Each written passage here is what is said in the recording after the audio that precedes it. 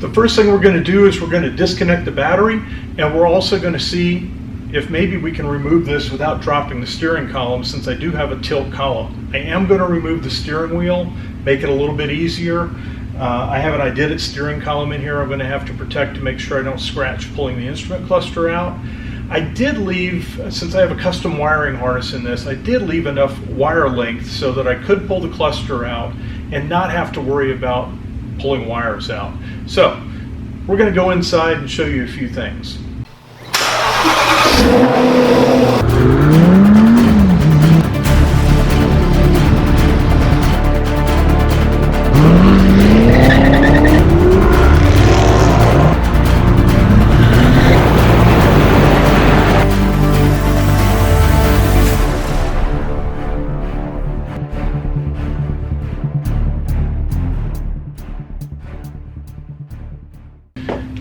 Welcome to the Full Octane Garage. Today's an exciting day. We've had this 1963 Corvette build going on for several months.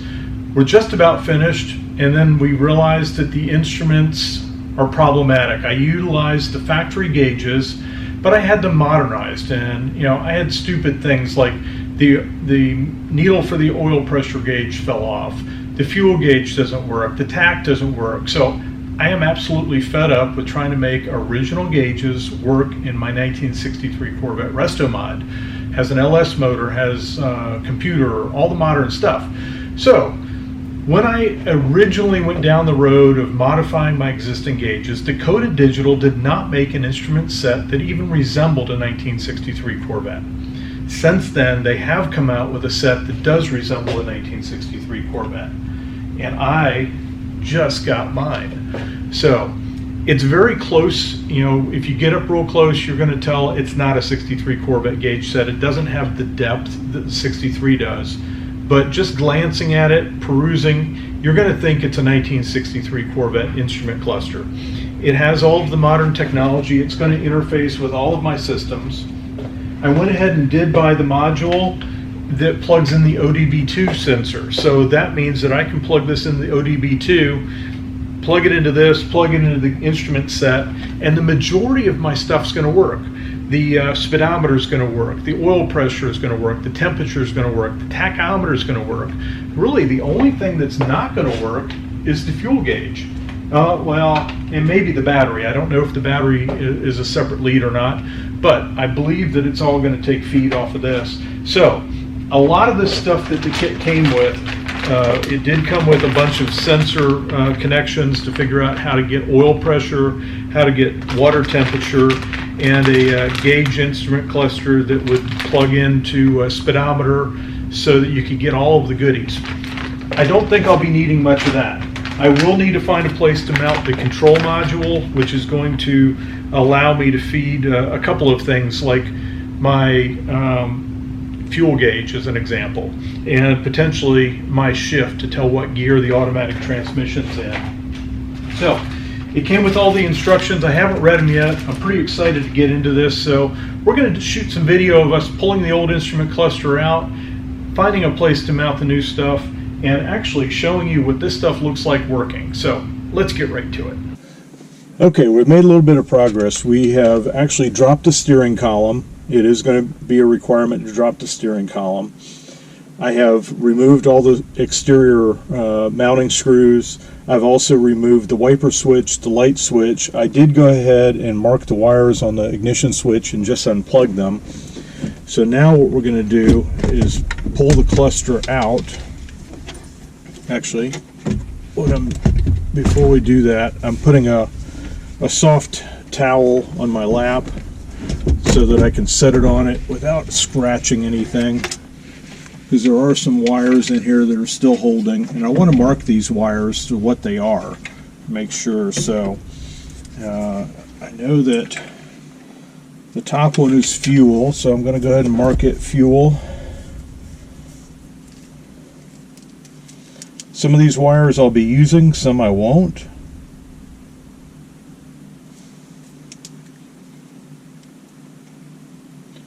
It's always better to mark all of your wires just to make sure that you don't forget, even if you have a good wiring diagram. This is a custom wiring harness, so I have to know and mark exactly what everything is. And I do have some clippers to get rid of all of my wire ties that I was very crafty in putting together. These I've already pulled out. These are basically my lights for the new dash cluster. We're not going to need these any longer. We're just going to have one wire powering the lights.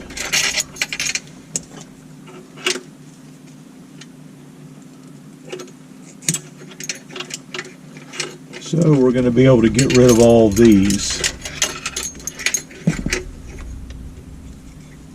I am going to want to find the one source wire and maintain it, because that will still be used.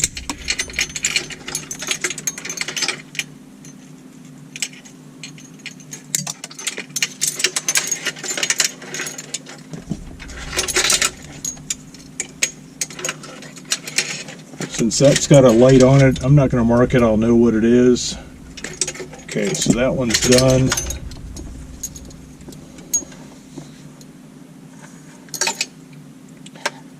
Some of these also, keep in mind, are turn signals. Turn signals and bright lights. I had these already wired as dash lights. This is a ground. This is a left turn signal. Somewhere in here I should have my right turn signal. This is the bright light switch. This is the light that in the event that this is the mill light. So what I'm going to do is I'm going to cut these off to where they actually already have markings. I'll be using these.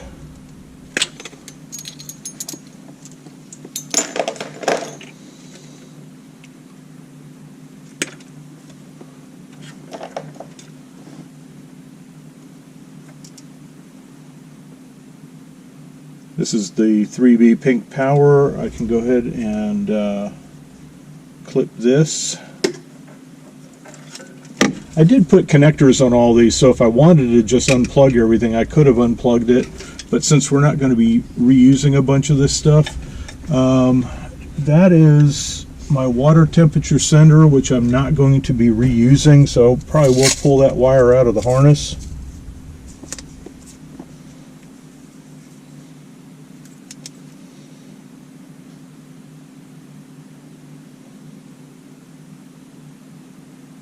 And this is going to be a great time to clean up the harness in areas that you don't need to do anything with.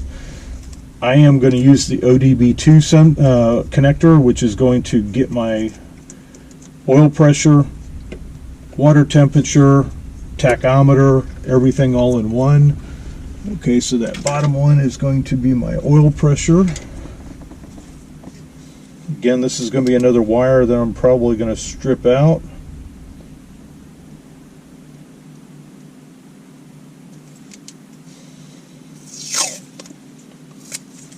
But I do want to mark it just so I know what I'm stripping out.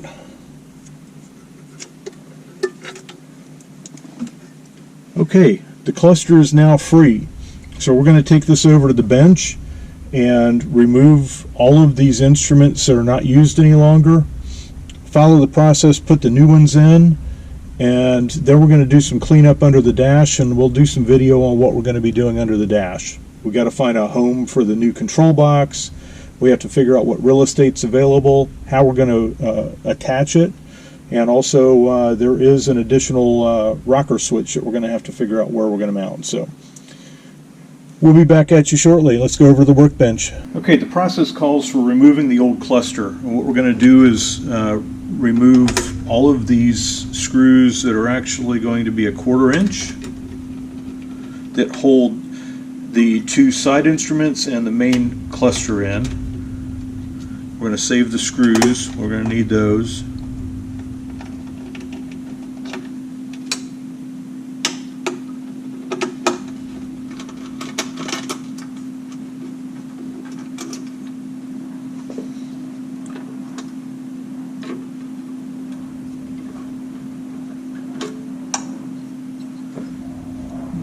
The instruments come out. I believe we are also going to be removing the glass. So So we'll set those aside.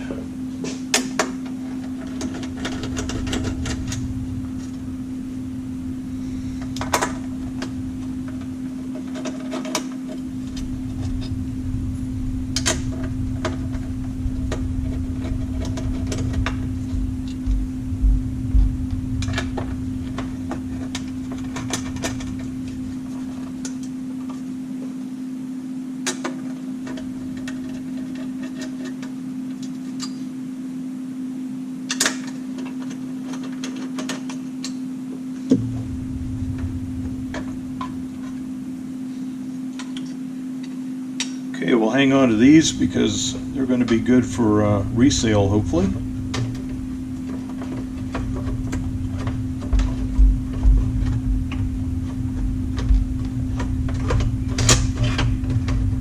There we go. Those are out. Okay, the next step is going to be removing these screws so that we can take the backing plate off.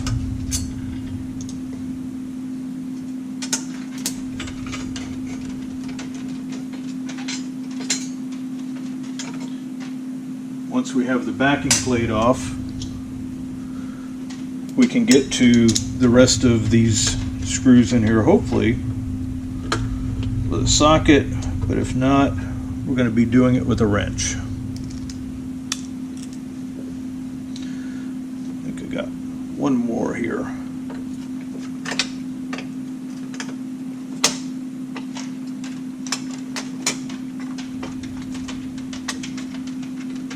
We'll take all of these cones out, spacers. I believe we're going to be filling some of these holes up once we take this glass out.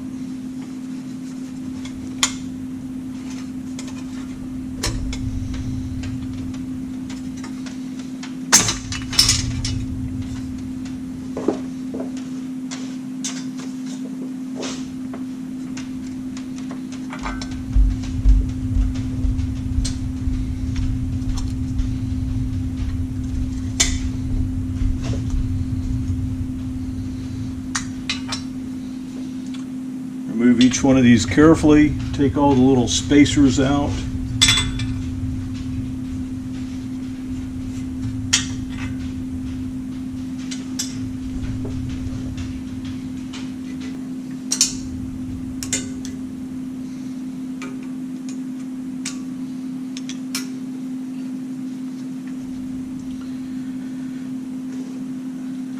Leaving the plastic on, we'll test fit the cluster, see how it fits in here.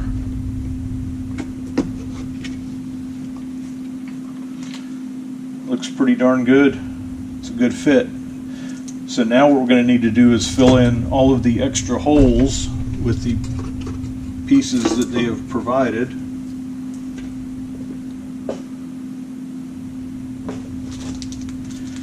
They gave us a full list of these.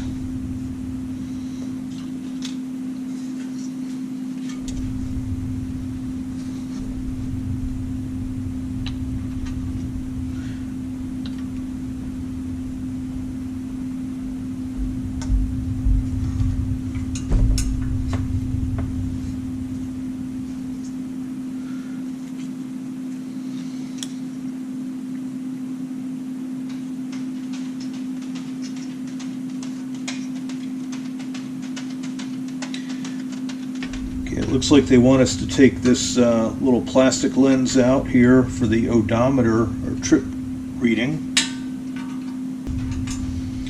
And it's just siliconed in there, and that's what they are asking us to do with the new ones, is to just put a dab of silicone on there, pop them in. This one here actually just fits in there, but we will put a little silicone around it to hold it. And they want the textured side facing outward.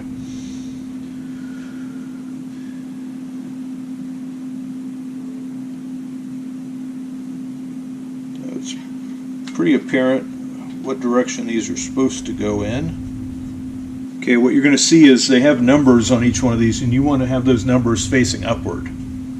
So now we're going to get a little bit of silicone them in, and then we're going to peel the protective faces off these covers, drop them in, and we're going to be ready to put this back in the car. Okay, now that we have siliconed all of the filler plugs in, it's time to go ahead and mount the display. We've peeled off the protective coating, so this guy is ready to be installed.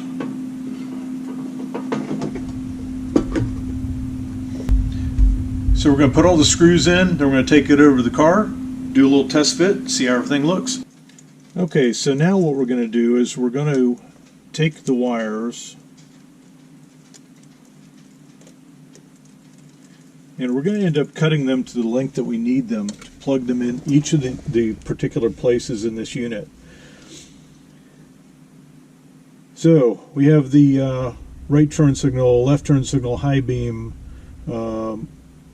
brake if we need it. We have a couple of other inputs. So we're going to go through this whole thing, plug the proper inputs in that we're going to use, and then additionally we're going to use the OBD-II plug, which is an additional module that's going to plug into this device, and it's going to control the dashboard. So we'll hook a little bit of this stuff up, figure out how we're going to secure this in there, and we'll get back to you. Okay, we made a little bit of progress. The inside is completely wired up. I have just tie wrapped this module to the cross member inside the car. Same thing with this module, wrapped up some wires.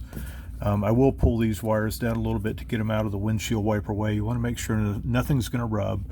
The one thing that I still have to deal with is the switch, and if I'm going to permanently mount it or if I'm going to just tuck it away, I've got to figure out how much I'm actually going to use it.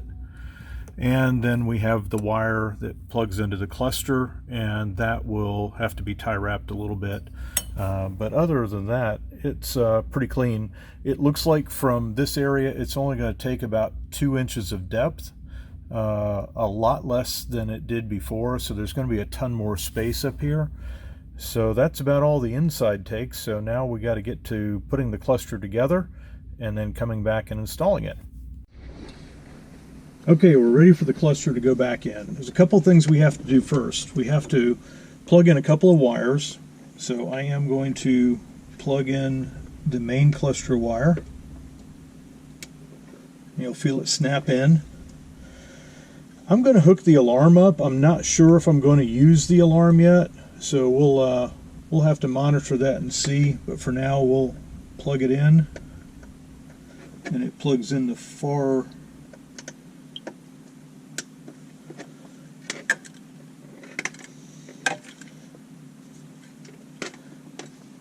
Then now what we're going to do is we're going to go ahead and put the cluster back in, and it should be a little easier to put in because you don't have the bulkiness of the rear any longer.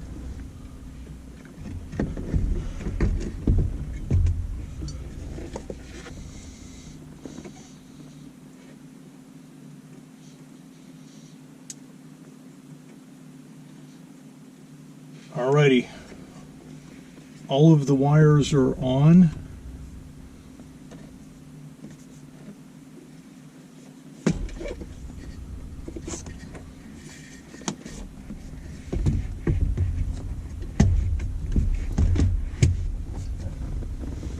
You have to be prepared with screws. It's not going to sit in there like it used to.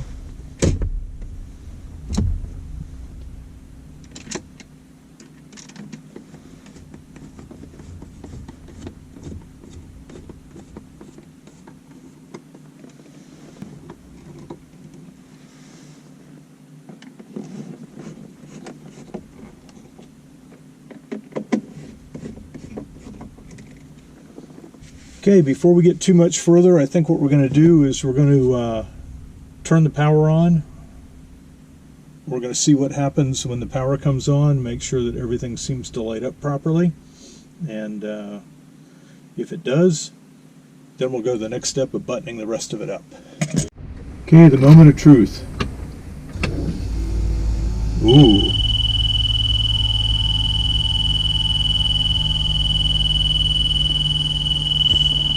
I don't think I'm going to like the noisemaker. All right, we've done away with the alarm now.